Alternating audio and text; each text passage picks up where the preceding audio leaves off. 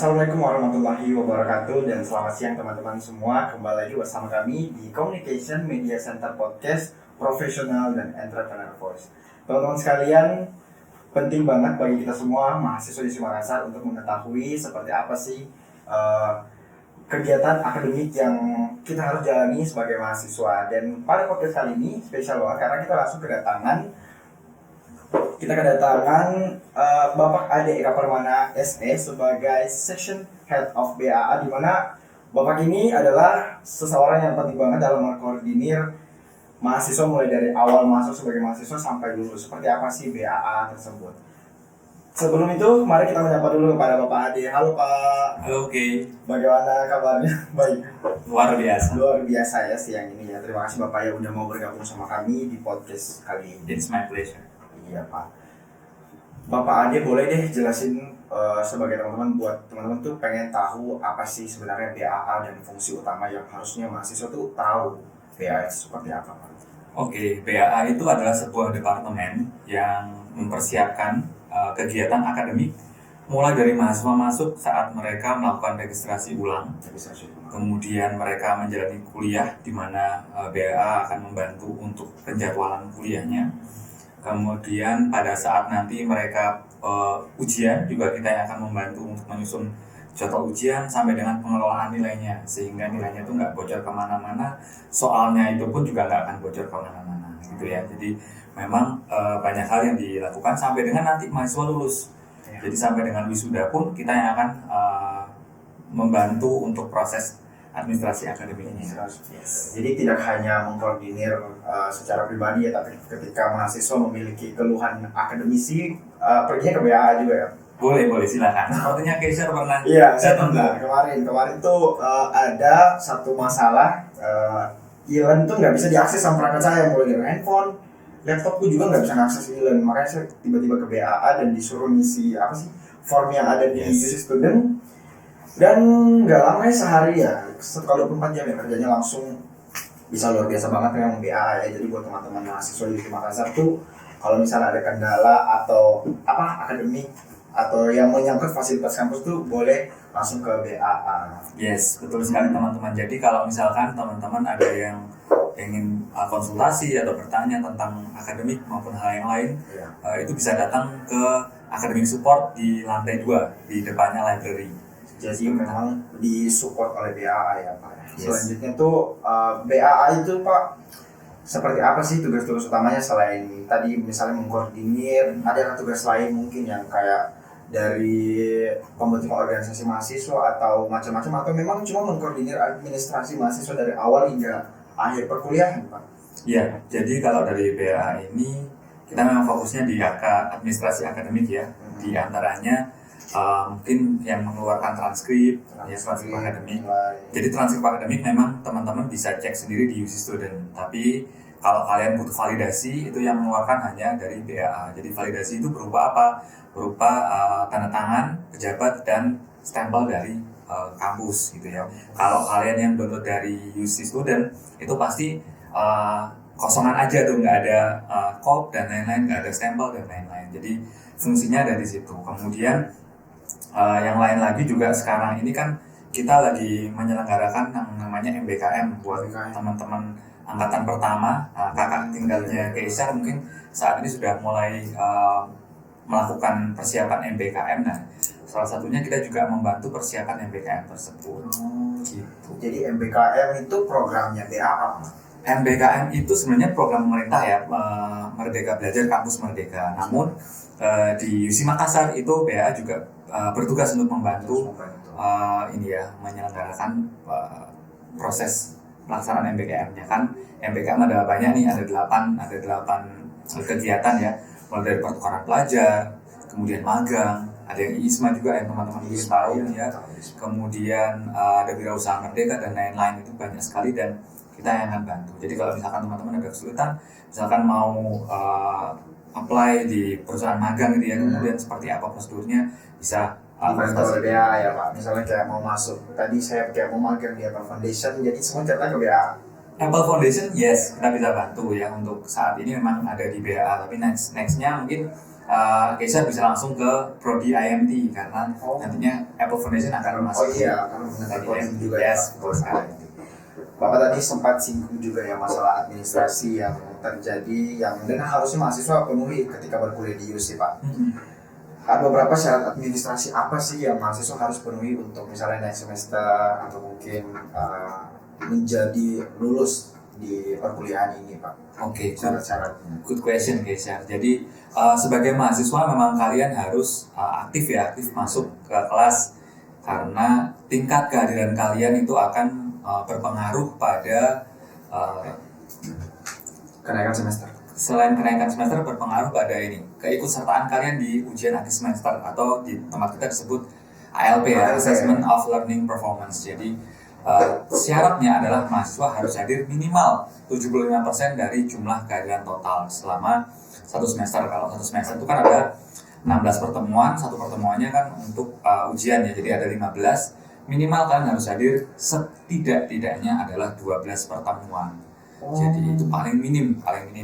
Di atas kurang dari 12 maka kalian otomatis tidak bisa ikut UAS. Gitu. Apakah kehadiran ini, Pak, menjadi satu-satunya syarat untuk lulus dari Assessment of Learning Performance ini? Apa mungkin ada hal-hal lain yang harusnya dipenuhi selain kehadiran, Pak? Oke, kalau untuk ALP ya, itu syaratnya cuma 2. Yang pertama adalah tingkat kehadirannya harus minimal 75%. Yang kedua, syarat kedua adalah kalian sudah menyelesaikan kewajiban administrasi keuangan. Saya rasa kalian semuanya sudah menyelesaikan untuk semester ini. Ya. Iya, jadi buat teman-teman yang harus lulus ALP itu ternyata tidak hadir saja tidak cukup, tapi kita juga harus memenuhi yang tadi, Pak ya, nilai harus 75%. Selanjutnya kita bakal bahas lagi di sini mengenai kartu hasil studi atau KHS. Boleh dijelaskan deh, Pak, buat teman-teman masih agak bingung KHS itu apa sih? Oke, teman-teman mungkin istilah KHS ini mungkin agak awam ya bagi teman-teman yang generasi Z ya, Gen Z ya. Jadi dulu zaman saya memang namanya KHS ya, tapi sekarang mungkin teman-teman kalau lihat di UC Student Apps mungkin lebih familiar dengan nama result card ya. Result card itu kalau di SMA ya kayak rapor gitu ya. Tapi karena kalian sudah mahasiswa, makanya yang disebut result card. Result card ini berisi pencapaian hasil pembelajaran kalian selama satu semester.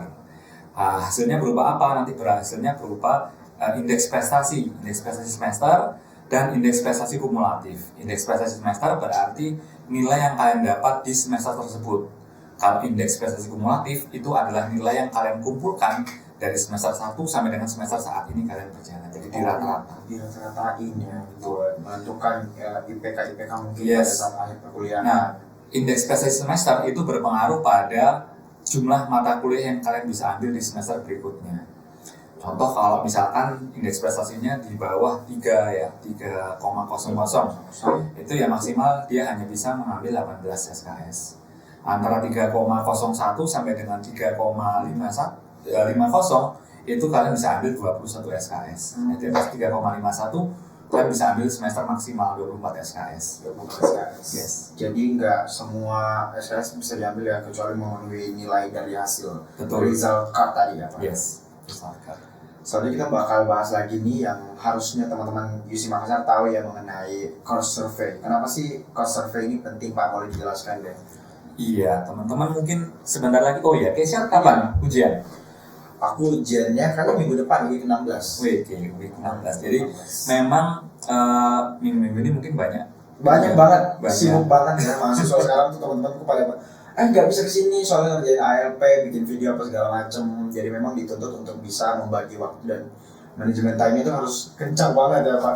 Betul. Jadi kalau ALP kita kan memang ada satu minggu pelaksanaan ALP. Nah, di pelaksanaan ALP itu biasanya juga dilakukan yang namanya courses survey. Courses survey itu apa sih sebenarnya, teman-teman? Courses survey itu adalah kegiatan kalian di mana kalian memberikan pendapat kalian, penilaian kalian terhadap kinerja pengajaran dosen yang mengajar di kelas kalian gitu.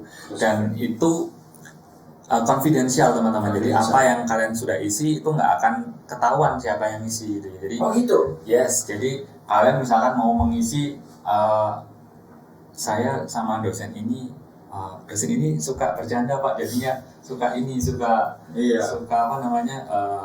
panjang kuliahnya. Suka panjang kuliahnya. Jadi Bapak sampaikan. Jadi itu akan menjadi masukan buat kita semuanya untuk perbaikan ke depannya. Jadi nggak bakal kelihatan namanya ya Pak? Yes, karena pendapat kalian, feedback dari teman-teman mahasiswa itu sangat penting untuk perkembangan UC Makassar. Jadi bukan berarti kalau mungkin di kampus lain ya mahasiswa biarkan kamu nggak usah, kamu bersuara juga nggak akan kita dengarin. Kalau di sini berbeda Kesha. Jadi Memang maksudnya.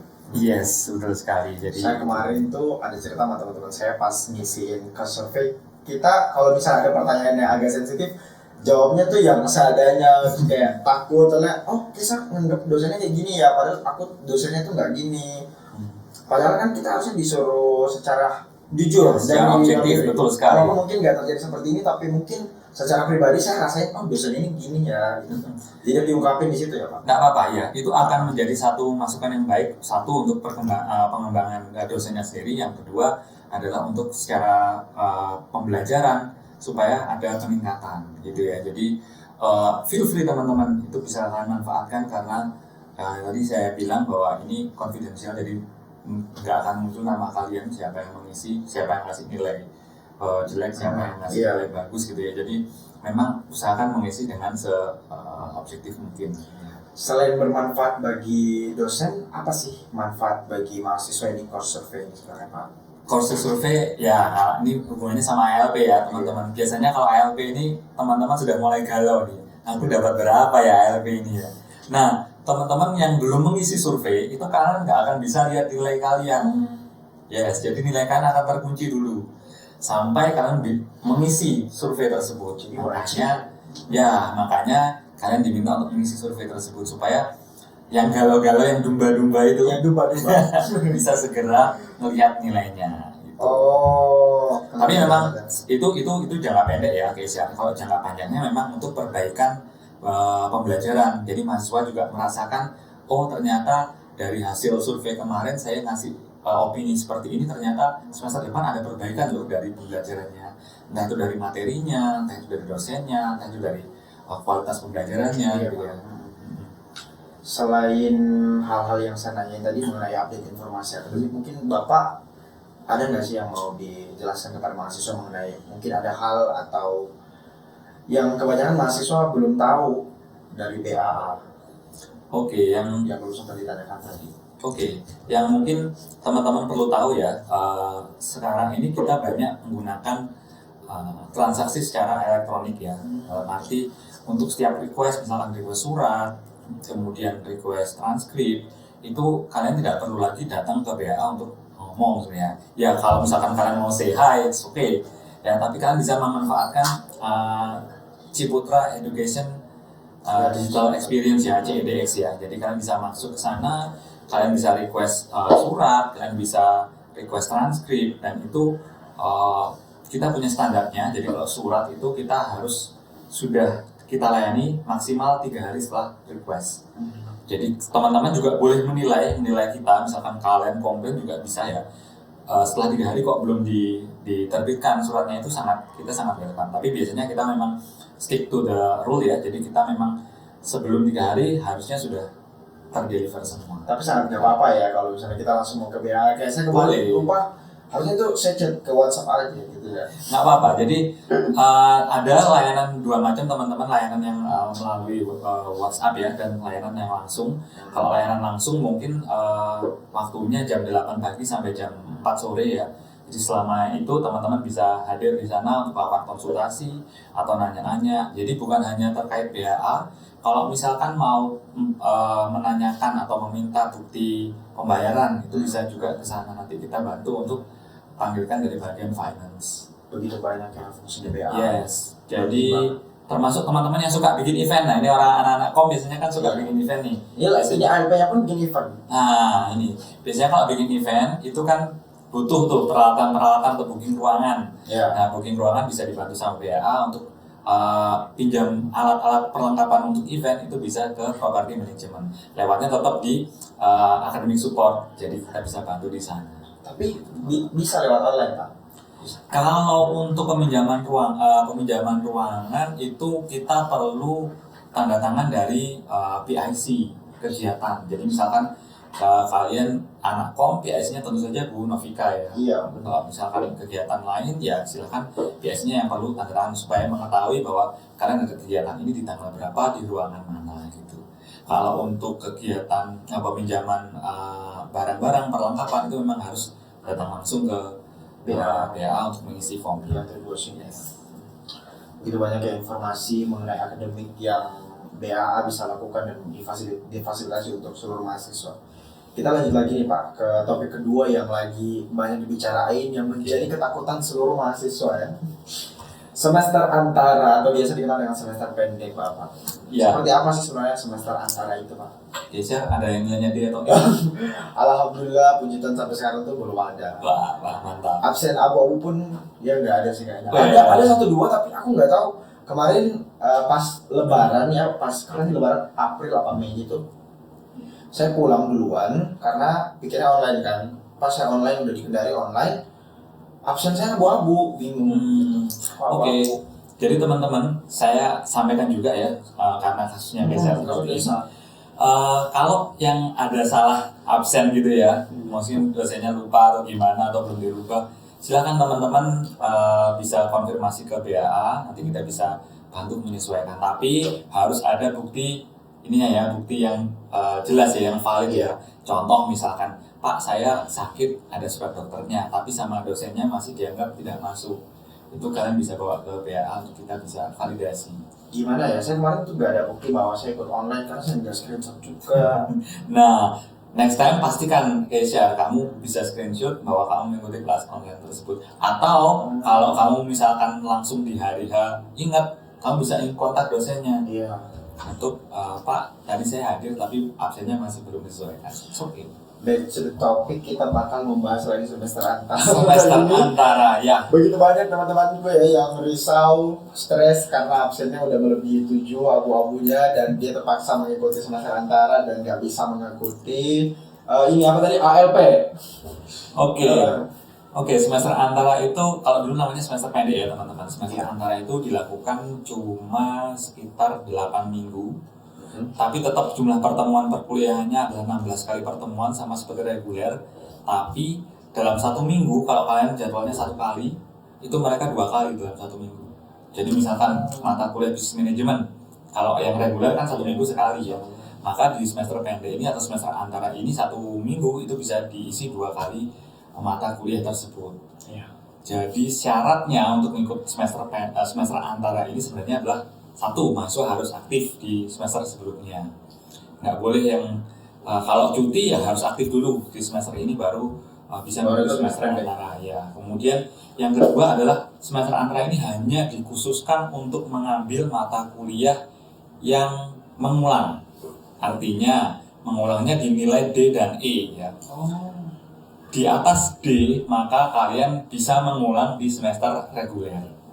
Semester pendek ini hanya memfasilitasi bagi teman-teman mahasiswa yang nilainya ada yang kemarin sempat D mungkin karena tidak mengerjakan tugas, tidak menghadiri kelas, ya. Tapi kalau tidak menghadiri kelas kita pasti akan pantau ya, karena salah satunya kita juga akan pertimbangkan bahwa mahasiswa ini rajin masuk kelas nggak ya, gitu ya. Karena kita bisa track kehadiran mahasiswa dengan sistem kita bahwa mahasiswa ini sudah masuk berapa kali sih.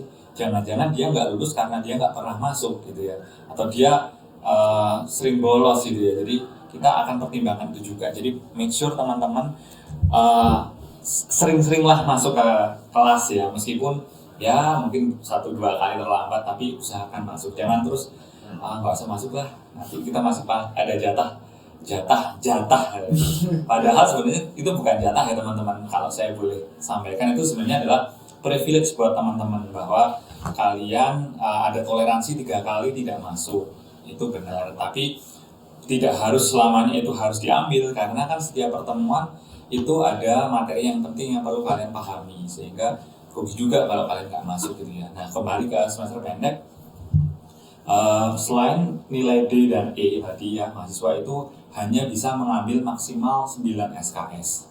Artinya kalau dihitung secara mata kuliah ya maksimal 3 mata kuliah ya untuk semester antara ini. Dan nilai maksimal untuk peserta semester antara ini nggak bisa nilai maksimal A, jadi maksimalnya ada di B+. Oh jadi walaupun ikut semester antara nggak bisa langsung A ya? Iya, nggak bisa dapat A. Tapi nggak bakal yes. sama yang lain. Tapi ini kenapa semester antara ini cukup penting? Karena ini akan menghemat waktunya teman-teman untuk supaya teman-teman bisa lulus tepat waktu.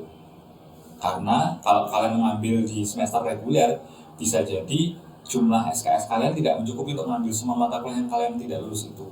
Jadi itulah fungsinya semester antara, kalian bisa mengambil mata kuliah yang kalian kemarin tidak lulus, diambil di semester antara supaya lulusnya tetap tepat waktu. Tapi ada nggak sih Pak yang misalnya mahasiswa tuh dia nggak sempat hadir banyak, terus absennya abu-abu banyak, terus udah ikut semester antara tapi belum lulus lagi? Kacau itu, kacau. Iya, betul. Emang ada sih yang sudah dikasih kesempatan, ternyata tetap nggak bisa. Kadang Justru dia nggak ikut lagi semester antara. Betul. Kadang gini, kita sudah kasih kesempatan untuk dia ikut semester antara, tapi di semester antara dia bolos lagi. Itu yang keterlaluan ya teman-teman. Jadi itu bisa dapat julukan. Ada gelar ya. Gelarnya adalah MA ya. Bukan magister atrium bukan ya, tapi mahasiswa abadi nanti dia. Jadi nggak lulus dia. Oh, jadi tetap begitu ya. Soalnya saya kemarin pernah dengar di mana ya, kalau nggak salah itu di seminar mana gitu, bahwa USI Makassar pengennya kita masuknya bareng-bareng, keluarnya bareng-bareng. Jadi gimana buat orang-orang kayak tadi yang misalnya dapat gelar MA tadi, gimana tuh Pak? Apakah tetap keluar sama-sama diusahain atau mungkin tetap dikasih tinggal menjadi nenek moyang di sana? Iya, jadi teman-teman mungkin Keisha satu angkatan berapa orang? Ingat nggak? Sekitar 300-an nggak ya? Iya, 300-an betul. Ingat dong. Jadi memang akan sangat indah ya ketika kalian masuk bareng, kemudian kalian wisuda bareng gitu ya, foto-foto bareng. Nah, yang kasihan adalah teman-teman yang ketinggalan ini. Nah, kita memang secara karakteristik namanya mahasiswa ya, sudah mahasiswa. Artinya kalian sudah harus bisa mandiri, harus bisa memprioritaskan mana yang menjadi kebutuhan utama kalian, pendidikan gitu ya, dan kegiatan-kegiatan lain yang mungkin bisa ditunda. Jadi semuanya itu kembali ke mahasiswa masing-masing. Kalau mereka punya motivasi yang tinggi untuk kuliah dan mau lulus tepat waktu bareng-bareng dengan temannya, pasti bisa.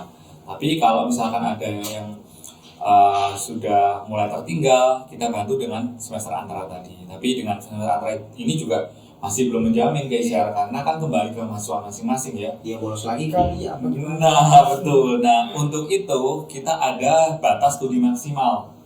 Batas studi maksimal itu adalah 14 semester atau 7 tahun. 7 tahun.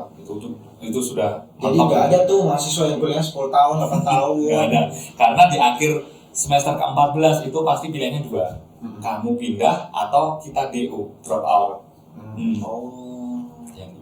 Karena itu begitu dia selesai 14 semester dia nggak selesai ya, maka secara aturan pemerintah pun kita harus men-DO mahasiswa. Padahal kampus ini udah baik banget meminimalisir kita buat nggak ikut semester antara, apalagi sampai di drop out ya, udah dibantuin, dicek up segala macem. Jadi buat teman-teman janganlah kita seperti itu ya, amin. Semoga di angkatan itu nggak ada yang kayak gitu.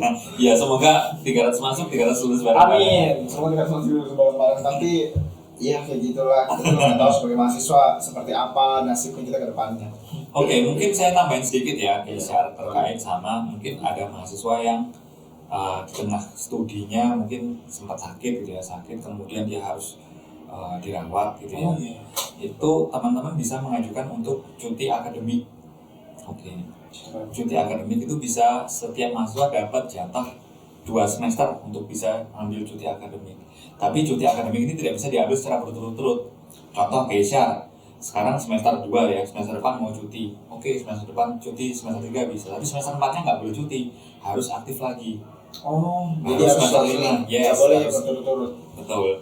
Terus ya, syarat untuk cuti ini mahasiswa harus 1 tahun dulu kuliah di sini, jadi 2 semester dulu. Terus semester antara pada tahun ini tuh kapan sih pelaksanaannya kalau boleh tahu? Ya, semester antara kita itu akan dimulai pada tanggal 10 Juli sampai dengan 1 September. Ada 8 minggu, termasuk dengan ALP. ALP-nya di minggu terakhir di 28 Agustus sampai dengan 1 September. Nah, di semester antara ini juga teman-teman tetap harus masuk kelas ya, karena kelasnya adalah offline, onsite ya. Jadi tidak ada kelas online harusnya, tapi nanti tergantung kebijakan masing-masing dosen juga. Kita secara defaultnya kita adalah perkuliahan onsite, jadi silakan teman-teman datang ke Museum Makassar. Jadi nggak liburnya yang 3 bulan ini dikurangi nggak Pak? Ya itu ini ya teman-teman, pilihan ya. Saya tadi sebutkan bahwa mahasiswa itu sudah harus tahu mana yang jadi prioritas, mana yang bukan. Nah kalau memang saat ini kalian nilainya masih kurang, kemudian kalian perlu mengulang mata kuliah yang kalian kemarin nggak lulus, ya kalian harus rela untuk menomorduakan liburan kalian, karena yang paling penting adalah masa depan kalian sebenarnya, benar nggak guys ya? Benar ya.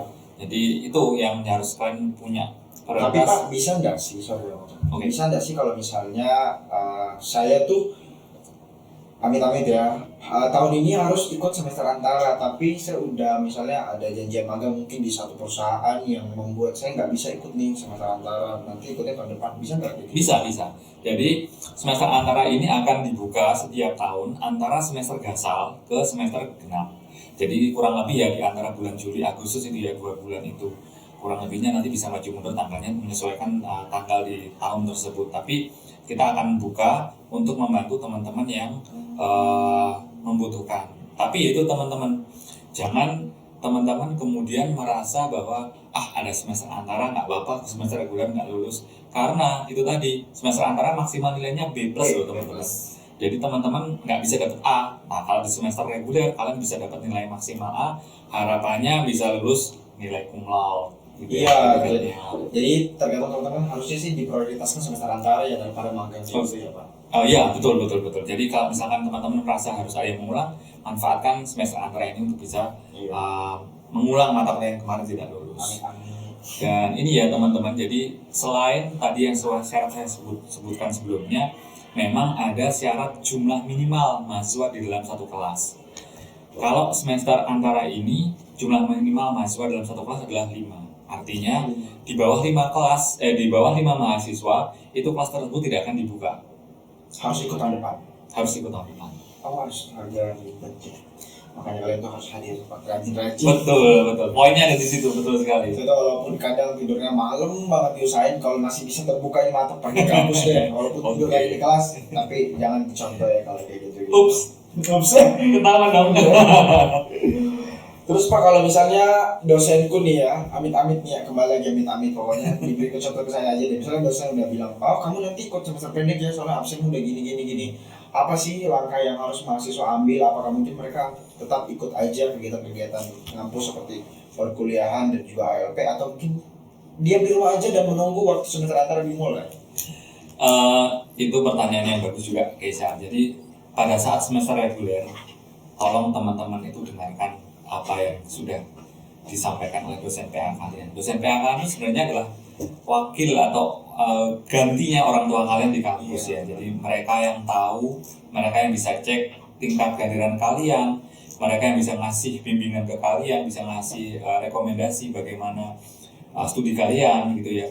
Manfaatkan itu teman-teman. Jadi kalau kalian merasa bingung, kemudian kalian merasa gimana ya studiku tahun ini, tanya aja, kalian bisa konsultasi ke dosen PA, sehingga ini yang saya temukan ya teman-teman, ada mahasiswa yang merasa bahwa absen saya sudah 3 kali nih, saya nggak akan bisa ikut ALP, udahlah nggak usah masuk aja, ada seperti itu.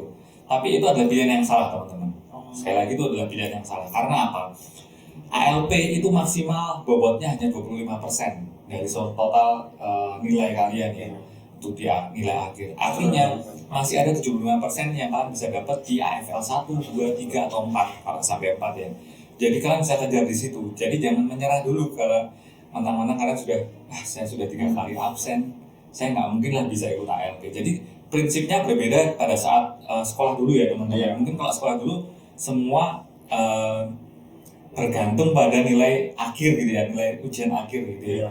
Sekarang kalau di perkuliahan tidak seperti itu, karena kita melihat prosesnya. Jadi AFL 1 itu belajar modul apa, AFL 2 belajar modul apa, AFL 3 belajar modul apa, ALP-nya baru summary-nya itu. Tapi kalau bukan berarti kalau misalnya kalian tidak eligible untuk ikut ALP, bukan berarti kalian pasti tidak lulus. Jadi kesempatan lulus masih ada. Jadi kita harus perlu hadir dan mengikuti pembelajaran kembali. Betul sekali. Dan untuk yang sudah terlambat, ya saya sudah terlambat Kak untuk untuk ini saya sudah nggak ikut ART 1, 2, 3, sudah nggak masuk, akhirnya saya harus mengulang. Nah, kalau kalian yang berniat untuk mengulang di semester antara, silakan kalian pertama adalah kontak dosen PA kalian. Dosen PA kalian, pastikan bahwa kalian sampaikan bahwa Bapak Ibu, saya tidak lulus di mata kuliah ini. Kira-kira bagaimana ya saya supaya saya bisa tetap lulus tepat waktu gitu ya. Nanti akan diberikan masukan oleh dosen PA kalian. Saya kembali lagi ke syarat ya dan prosedur pelaksanaan semester antara ini, Pak. Bapak boleh dijelaskan semester antara ini memang bisa diikuti secara begitu saja atau mungkin memerlukan biaya-biaya? Karena saya kemarin dengar mengikuti semester antara itu sangat merugikan banget ya bagi mahasiswa, karena kita selain menguras waktu liburan ya, yang paling penting kita juga mengeluarkan uang, dan tentunya kita harusnya berdosa sih karena menguras uang orang tua kembali untuk membayar ini, jadi karena kemalasannya kita, orang tua lah yang menjadi kena imbasnya, kasihan. Iya, dewasa sekali pemikirannya Kaisar ini ya. Jadi memang teman-teman gitu ya, jangan mentang-mentang orang tuanya orang yang punya mobil 5 gitu, kemudian ya sudahlah saya kuliah semau-maunya saya gitu ya. Bayar aja gini, barangnya ya udah. Karena semester antara ini teman-teman biayanya itu tiap SKS itu 2 kali lipat daripada semester reguler. Jadi kalau semester reguler, contoh katakanlah satu SKS adalah 300.000, maka di semester antara ini bisa satu SKS 600.000. Jadi tinggal dikali aja itu berapa kalian yang harus. Makanya usahakan lulus lah mata kuliah kalian, jangan sampai ada yang nggak lulus, karena ketika kalian mengambil di semester antara, yaitu konsekuensinya adalah biayanya 2 kali lipat. Tapi saya bilang lagi, sekalipun biayanya 2 kali lipat, kalau kalian merasa perlu karena kalian mau lulus tepat waktu, silahkan diambil. Ya itu konsekuensi kalian, karena kalian sebelumnya sudah nggak lulus, entah itu karena bolos atau karena ikut-ikut teman-teman nggak masuk gitu ya. Jadi itulah kasihannya orang tua yang jadi kena apesnya ya. Apalagi kalau misalnya udah ikut semester antara tahun ini terus nggak lulus lagi, tahun depan bayar lagi ya apapun.